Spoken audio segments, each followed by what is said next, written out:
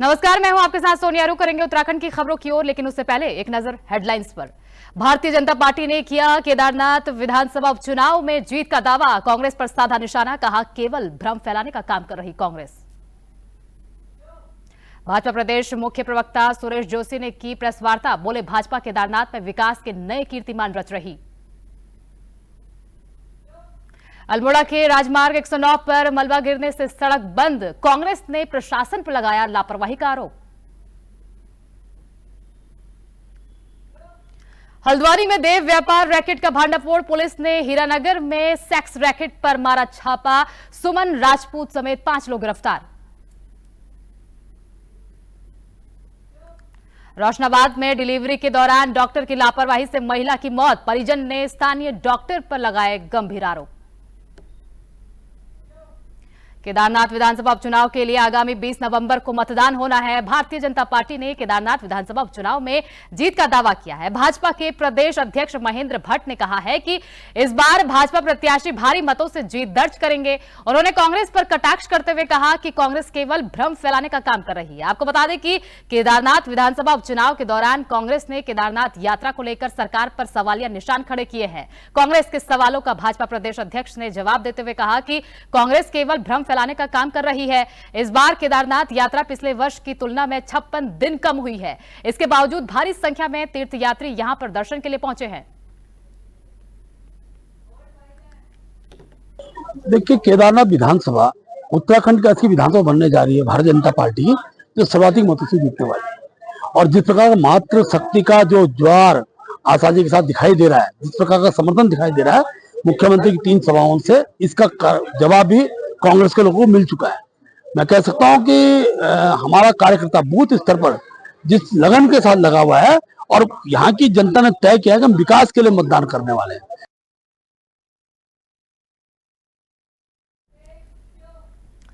भाजपा प्रदेश मुख्यालय देहरादून में भाजपा प्रदेश मुख्य प्रवक्ता सुरेश जोशी ने प्रेस वार्ता की। इस दौरान उन्होंने केदारनाथ में 20 नवंबर को होने वाले उपचुनाव पर पार्टी की जीत का दावा करते हुए भाजपा की नीति को स्पष्ट करते हुए कहा कि भाजपा केदारनाथ में विकास के नए कीर्तिमान रच रही है। साथ ही वहां की संस्कृति व परंपरा को भी एक ध्वजवाहक के रूप में बढ़ा रही है। वहीं उन्होंने कांग्रेस पर भी हमला करते हुए कहा कि कांग्रेस का नीचे से लेकर ऊपर तक का कार्यकर्ता पदाधिकारी सनातन विरोधी काम कर रहा है और लगातार केदारनाथ को बदनाम करने की और सनातन विरोधी साजिश रच रहा है। लोगों ने जिस तरह से केदारनाथ विधानसभा को विकसित किया और 2014 से पहले जिन स्थितियों में परिस्थितियों में उस विधानसभा को और उस क्षेत्र को छोड़ा गया था, वो सब आप लोगों ने देखा है। और आज अगर भगवान केदार के दर्शनों के लिए या चारधाम यात्रा के लिए देश और दुनिया से सनातन धर्मी लोग आध्यात्म को स्वीकार करते हुए दर्शन के लिए आ रहे हैं,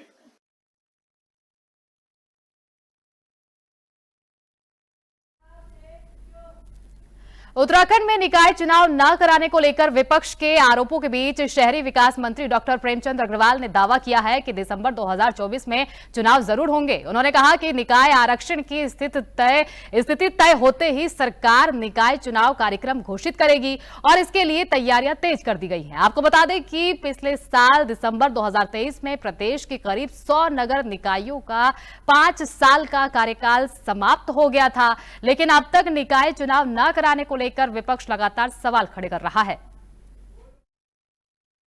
मेरा ये मानना है कि जो निकाय चुनाव है उससे पहले सिर्फ एक स्टेप पीछे हम लोग, वो है आरक्षण।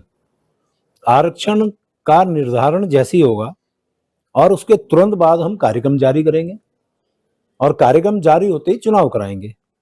तो मुझे लगता है कि जैसा मैं पहले भी कहा था, मैं दोहरा देता हूं कि दिसंबर में किसी भी तरह से हम चुनाव कराने के लिए हमारी मंशा भी है, सरकार भी चाहती है, हम सब लोग इच्छुक हैं और सारी परिस्थितियां अनुकूल रही तो हम दिसंबर में चुनाव।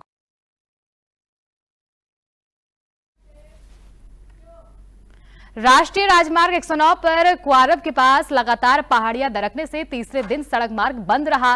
सड़क पर मलबा गिरने का सिलसिला जारी है, जिससे यात्रियों को भारी दिक्कतों का सामना करना पड़ रहा है।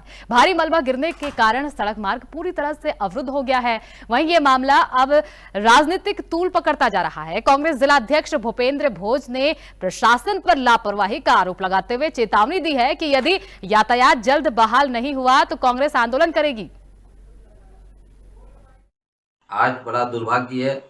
आज अल्मोड़ा खैरना की जो रोड है जिसे बंद हुए आज तीसरा दिन है और आज भारतीय जनता पार्टी की सरकार के द्वारा और यहाँ के अल्मोड़ा के जिला प्रशासन के द्वारा एनएच के अधिकारियों के द्वारा अभी तक जो है उस रोड को नहीं खोला गया है, जो बड़ा दुर्भाग्यपूर्ण है। और आज ऐसी स्थिति हो गई है कि आज शादी का सीजन है और अल्मोड़ा का जितना व्यवसाय है वो बिल्कुल ठप होने की स्थिति में हो गया है और हम जिला प्रशासन के द्वारा भी बिल्कुल उसमें कोई कार्रवाई नहीं की जा रही है और अभी बहुत ही धीमी गति से वहाँ पर कार्य चल रहा है।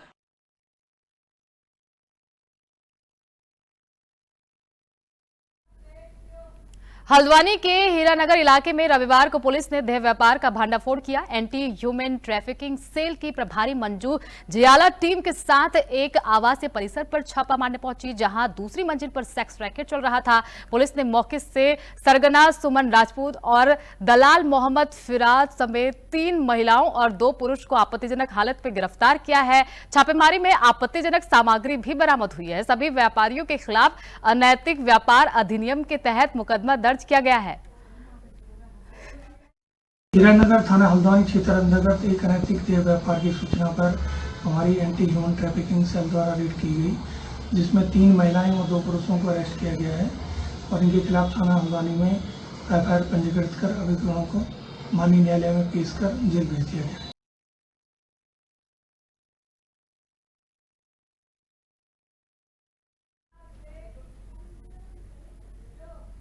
सर्दियों के मौसम में बढ़ते हादसों को देखते हुए परिवहन विभाग ने इस बार सुरक्षा के लिए खास कदम उठाए हैं। विभाग रिफ्लेक्टर और रोड मार्किंग के जरिए सड़कों को सुरक्षित बनाने की योजना पर काम कर रही है।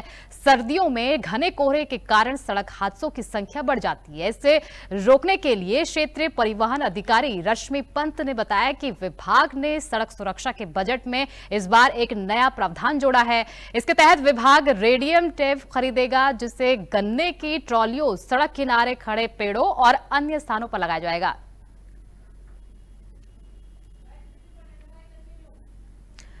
थाना सिडकुल क्षेत्र के रोशनाबाद में डिलीवरी के दौरान डॉक्टर की लापरवाही से एक महिला की मौत हो गई। मृतक महिला अपने परिवार के साथ किराए के मकान में रहती थी। परिजनों ने स्थानीय डॉक्टर पर गंभीर लापरवाही का आरोप लगाया है। परिजनों का कहना है कि रोशनाबाद में ये पहली घटना नहीं है, इससे पहले भी झोलाछाप डॉक्टरों की वजह से कई लोगों की जान जा चुकी है।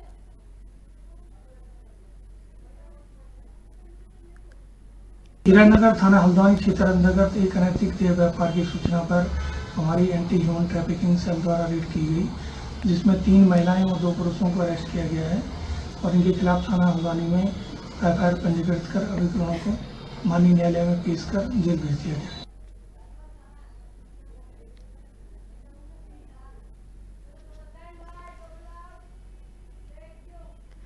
मसूरी के लंढौर बाजार में लगातार लग रहे जाम और अव्यवस्थाओं को लेकर एसडीएम मसूरी, अनामिका नगर पालिका मसूरी के अधिकारियों और पुलिस अधिकारियों के साथ सड़कों पर उतरी और लंढौर बाजार का स्थलीय निरीक्षण किया। उन्होंने लंढौर बाजार में नगर पालिका द्वारा बनाई गई पार्किंग को व्यवस्थित तरीके से संचालित करने के निर्देश दिए हैं।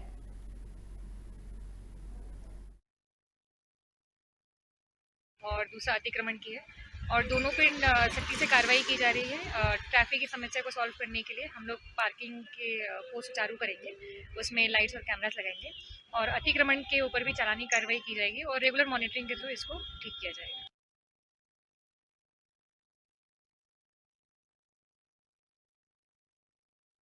और दूसरा अतिक्रमण की है और दोनों पे सख्ती से कार्रवाई की जा रही है। ट्रैफिक की समस्या को सॉल्व करने के लिए हम लोग पार्किंग के पोस्ट चालू करेंगे, उसमें लाइट्स और कैमरास लगाएंगे और अतिक्रमण के ऊपर भी चालानी कार्रवाई की जाएगी और रेगुलर मॉनिटरिंग के थ्रू इसको ठीक किया जाएगा।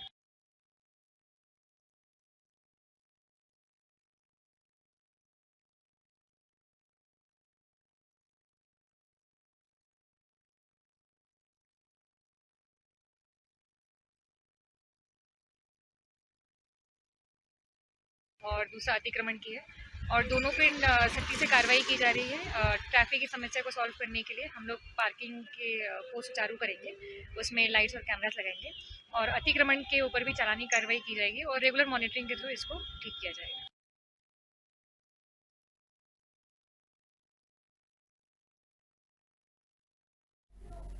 मसूरी गढ़वाल जल संस्थान द्वारा अवैध लोगों द्वारा अनाधिकृत रूप से पानी और सीवरेज के कनेक्शन संचालित करने वालों के खिलाफ कार्रवाई की गई है, जिससे लोगों में हड़कंप मच गया है। मसूरी गढ़वाल जल संस्थान द्वारा मसूरी रक्सौली बिल्डिंग और झूलाधर के पास 5 प्रतिष्ठानों के द्वारा अनाधिकृत रूप से पानी और सीवरेज का कनेक्शन कराने वालों के खिलाफ कार्रवाई करते हुए उनके पानी और सीवरेज के कनेक्शन को काटने की कार्रवाई करते हुए जुर्माने का नोटिस लगाया गया है।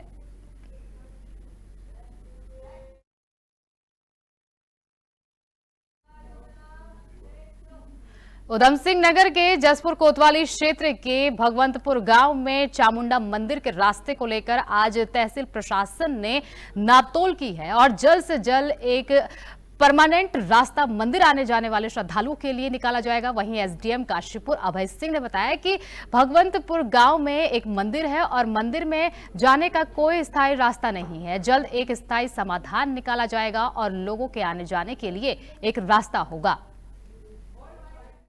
देखिए, एक मंदिर है, मंदिर पे जाने का कोई परमानेंट रास्ता नहीं है। आपसी में लोगों के खेत हैं, उनके सहमति से यहाँ पे समय समय पर जब आयोजन होते हैं या पूजा पाठ करने होता है तो लोग उसी रास्ते से जाते थे।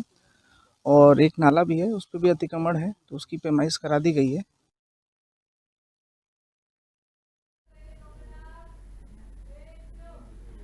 उत्तराखंड की बड़ी खबरों में फिलहाल इतना ही। आगे की तमाम खबरों के लिए बने रहिए हमारे साथ। नमस्कार।